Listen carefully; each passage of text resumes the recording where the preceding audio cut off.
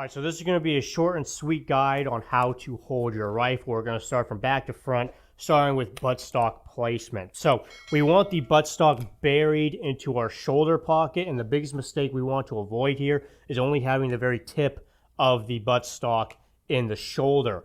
This creates an unnecessary pivot point because as this bolt carrier is reciprocating, here is the rotation point on the shoulder. So this is going to create unnecessary vertical rise during recoil. A lot of people do this because they're still running those really short red dot mounts. They bring up the gun higher so that way they don't have to lower their head as much to get a sight picture. So we want the majority of that buttstock buried in the shoulder pocket.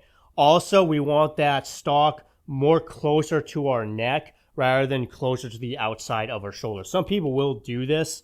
It's just not preferable. We want that stock closer to the neck, i.e. like more or less on our clavicle almost, rather than more outside of our shoulder. Speaking of the buttstock, so in terms of length of pull, the easiest way to find this for you is to put the buttstock at the crease of your elbow and bring your hand up, and you should be able to fairly comfortably grip the pistol grip as well as operate the fire control group. If the stock is just up on your forearm or the stock is too long to where you can't really reach comfortably the pistol grip or the fire control group, then you know the stock is either too far out or too short. It's important to note that when the stock is in the shoulder, I'm not pulling the gun into the shoulder at all. Again, recoil is coming back at me, so there's no reason why I want to be pulling that gun into my shoulder. I'm just assisting recoil. It's like someone trying to punch you and you're grabbing their fist and like throwing it towards yourself. There's no reason to do that. I'm more pushing into the gun rather than pulling the gun into me, but I'm fairly relaxed in this position. I don't need to be super tense and super tight. Our dominant hand, of course, is going to go to the pistol grip. Key here is there's no need for me to really squeeze the pistol grip all that hard.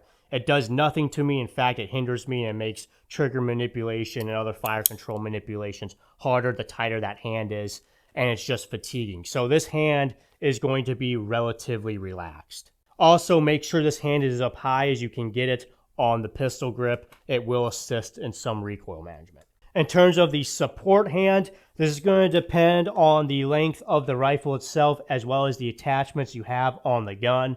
So this is a shorter gun with obviously attachments, so my hand's going to be a little bit further back. But ideally, I want to get my support hand as far forward on the gun as I can because it's going to allow me to control vertical recoil better. With your thumb can be either over the rail or on the side. It really doesn't matter that much, and it's also going to be dependent on the kind of attachments you have on the gun too, particularly when it comes to pressure pads. One key point with the support hand grip is I don't want to be flaring this elbow out. Number one, it makes it a bigger target, but also it's going to cause recoil to drift up and to the right because recoil is going to go in the path of least resistance. So with my support hand and this angle, it's going to prevent the gun from recoiling to the left.